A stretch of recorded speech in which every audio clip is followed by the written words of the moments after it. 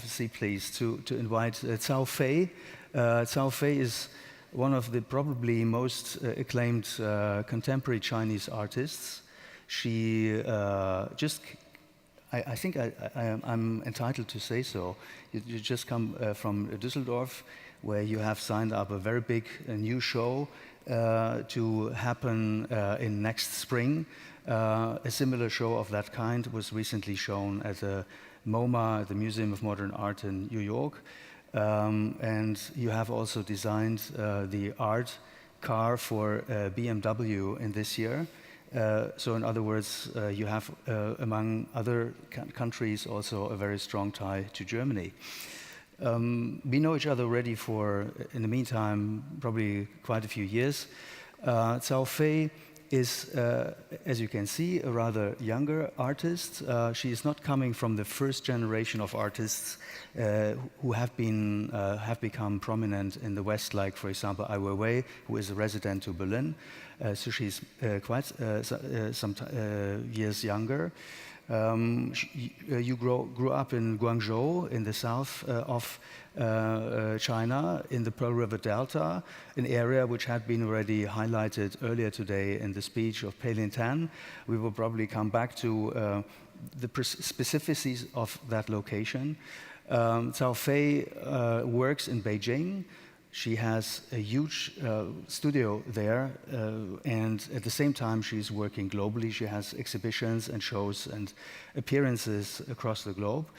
What we are going to do now is we are showing short sequences of 3 of her more recent video projects, and in the meantime we will have a talk about this, because in some ways these videos and Cao Fei's work are related to this subject, but also to a few others, as you will see. So we can show the first video, please.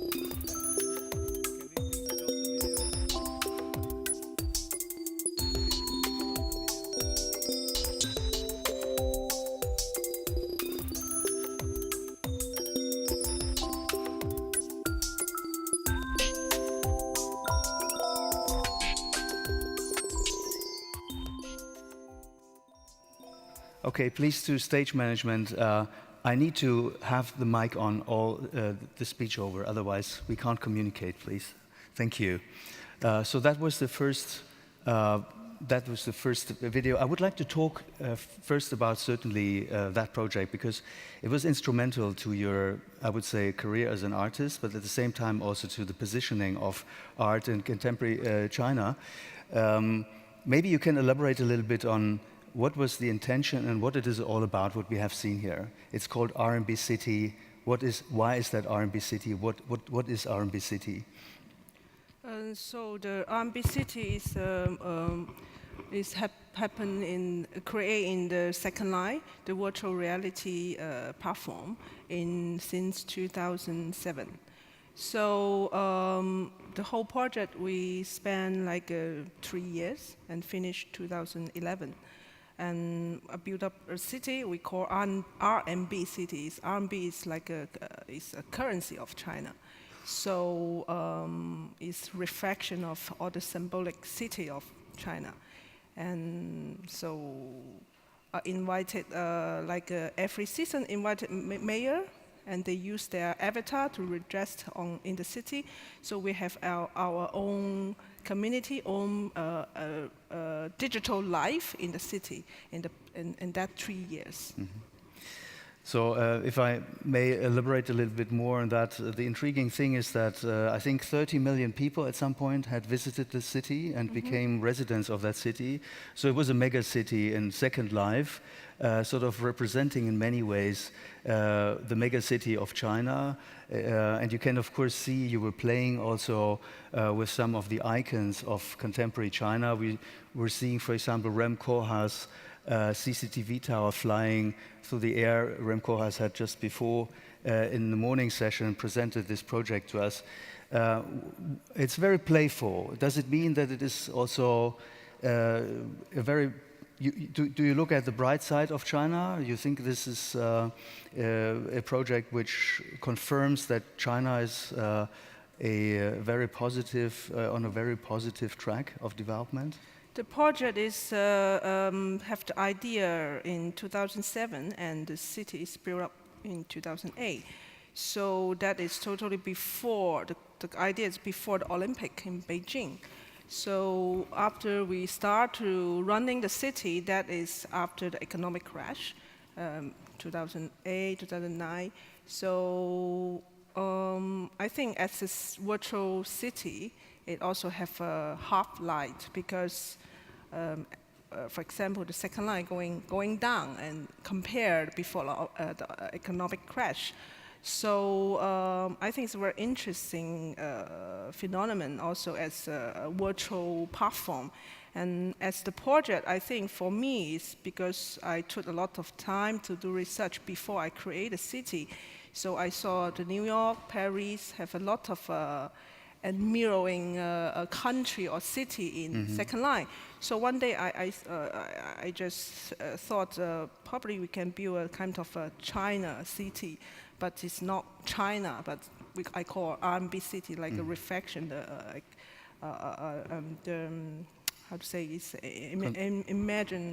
imagination from what we think about China or new China combination or the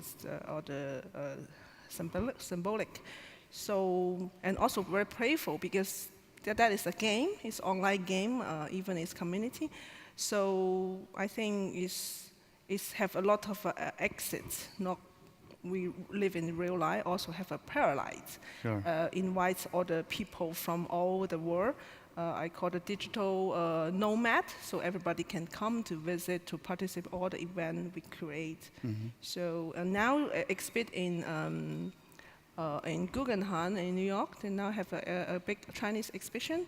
So this work is on the top of the building in the section of called Whose Utopia. And some critics wrote the word is probably only word is like open the door to connect the worldwide out of China. It's probably not a surprise that you have easily and soon and fast connected to yourself also to the world. You grew up in Guangzhou. Your father was a famous sculptor still is a sculptor during the Mao time and post-Mao time. Very engaged man. And Guangzhou is a particular city because, as I understood also from yourself, when the so-called open door policy in China started in the 90s, most of new content, in particular pop culture, influence from Western countries, came actually first to the south. So it was not necessarily Shanghai, let alone Beijing, benefiting from the open door policy in terms of cultural exchange with the rest of the world. It was rather the southern China, in particular Guangzhou, is the largest city there. You were a young girl at that time, and I can see that some of the references you make to consumerism, to the kind of dream world of the Western Hemisphere, are sort of also alluded at in your work. So I can see your language is very different from the extremely rough and critical perspective of the artists who still have experienced the communist times. However, if I look now to the second work we are going to show, also you have become much more explicit in your critique. And I would like to first show the video, and then we talk about this project as well.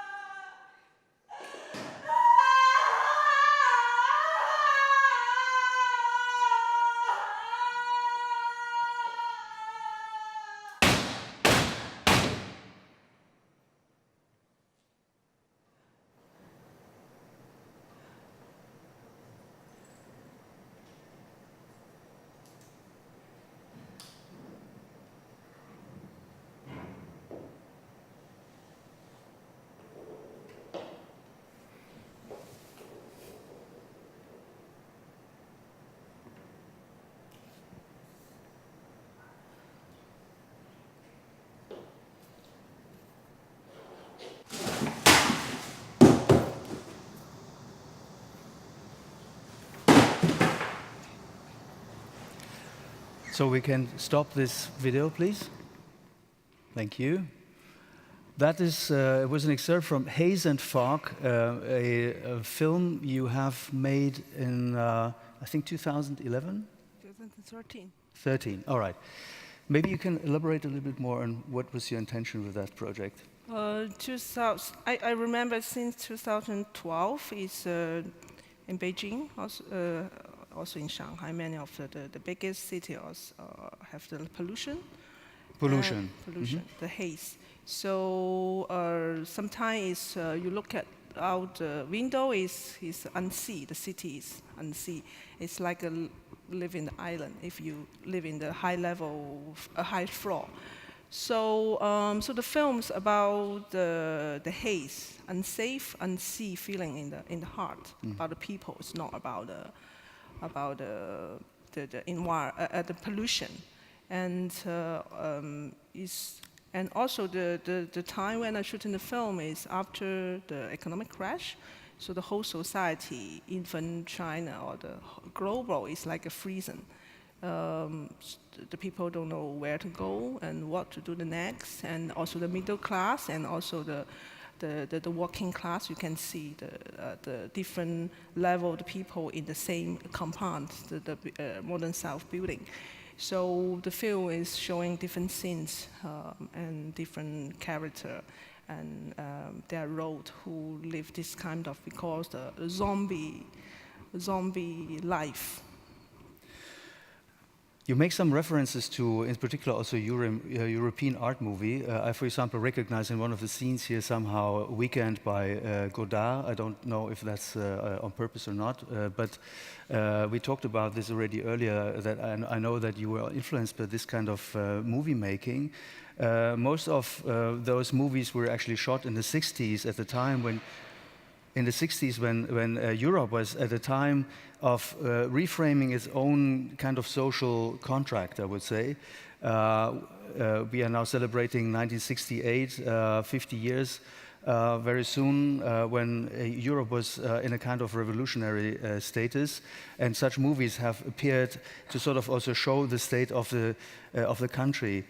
So you now say that indeed you depict in other parts of that movie Chinese people like zombies. How do we need to read this? Do you think that the Chinese society is in a kind of postmodern crisis with urbanism being overwhelming, mass society, consumerism? Is that what you're trying to say? I remember very interesting things is a journalist from Berlin interviewed me about this film. And he just questioned, I feel the same feeling from the film, but I live in Berlin, but I don't know why. Even your films about China or people who live in there, but I have the same feeling that it's like a freezing and no way to go. And I think it's not only the problem about the local of China, but also is phenomenon of the global. Right. Maybe we can go to this last video, which is even produced earlier, right? La Town? No, sorry, after, yes, more recent. Yeah. Maybe you can show us the video first, and then we talk about La Town a bit more.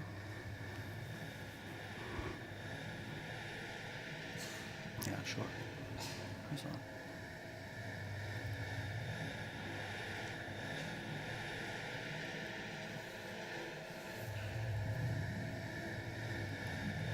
Tu n'as rien vu à la town. Rien. J'ai tout vu. Tout. Ainsi, l'usine, je l'ai vue. J'en suis sûre. L'usine existe à la town. Comment aurais-je pu éviter de la voir?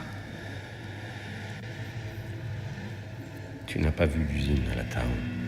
Tu n'as rien vu à la town. Je n'ai rien inventé. Tu as tout inventé. Rien.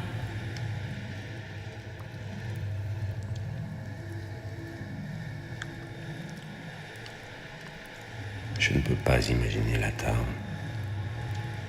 La town, un enfant peut en faire le tour.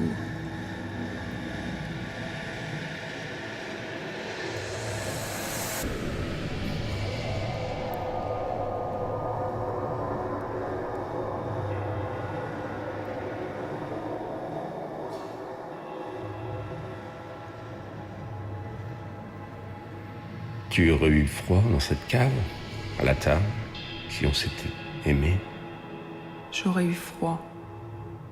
À la town, les caves sont froides, été comme hiver. Parce que...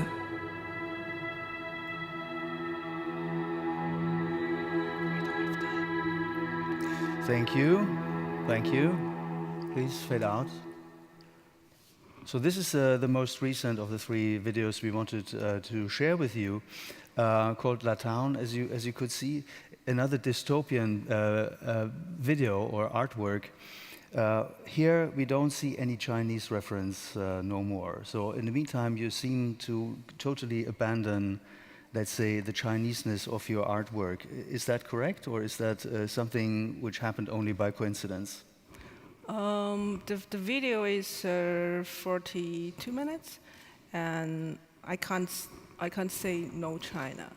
But the model I collect many of from Germany, I'm also bought the model from the internet. It's like called Taobao.com. It's a kind of it's similar to the Amazon. So we can collect everything, even some powder from Germany. I give my kids. Also, I order from internet. So the Latang is like more like a global situation. Not only about China, but of course China is part of this story. But this Latang is a fiction. It's like it's kind of from a Warhol. I'm asking this because we are here in a session related to cultural identity.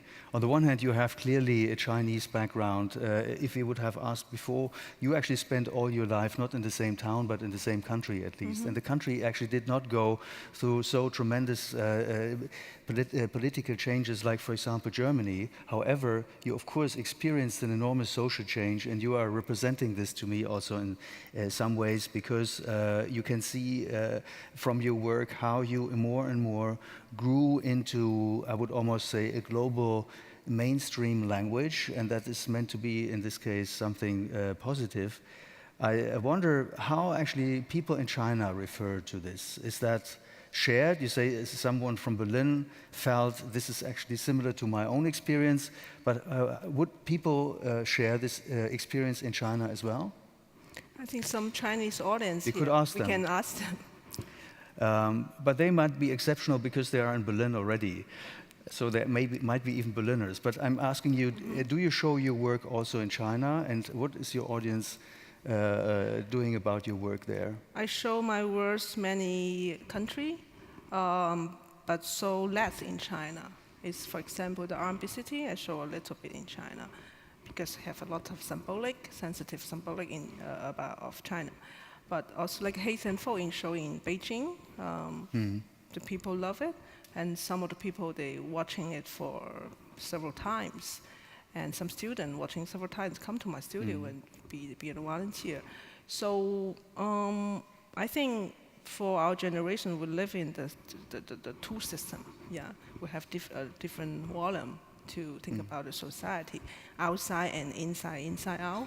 So like we talked about before, it's like the influence or inspiration is like a buffet. You have Italy food, you have Chinese food, you have Japanese food, all on the table. So for our generation, it's like a pick this, a pick that. It's like a normal. It's not different from West and East. It's a kind of black and white thinking. Of course, we all wonder in the West still, where is China heading to? We have here Chinese speakers, Chinese audience. It takes you just a few minutes if you go to a foreign town, wherever it is, and one of the first person you meet is of Chinese origin. That is very different from still, say, only 5 years from now. However, for us, the Chinese are still very enigmatic. We don't really often know what they think, what they intend to do, and of course also what kind of importance the country and its developments in the future will have on us. I know that contemporary Chinese art was instrumental to explaining to the world quite a bit of what happened during and after the Cultural Revolution in China. I'm speaking, for example, about the artists of the generation before you. Do you think that you have a similar role in also explaining what is actually Chineseness to the rest of the world, or maybe even to your own country? I think many of my work, even some early work like Who's Utopia, the Siemens, about shooting the Siemens factory in China, and now I working the BMW car, and then I know they have factory in Shenyang at the north of China. We call Shenyang Shenyang City. So I always looking for some point in between, inside and outside. I get the point, and we have a different angle, a different realistic to looking for, looking this kind of where is the point, and also build up the communication and dialogue with different people. All right, I think we can wrap it up at this point because there's again much more to say and to share in general. But first and foremost, what is really great about your artwork is that some of it is at least also available online. So you can even follow up on this talk by watching more of Cao Fei's work online, videos in particular. Otherwise, as I said, there will be a next show already in Germany in next spring. Next autumn, October, next October. 6th, Okay. in Düsseldorf. And who is actually traveling this week to New York? There was a big opening just a few days ago in the Guggenheim, where you are represented as well. Thank you very much for being here and sharing with us your artwork, and I wish you all the best for the future. Thank you. You can go back.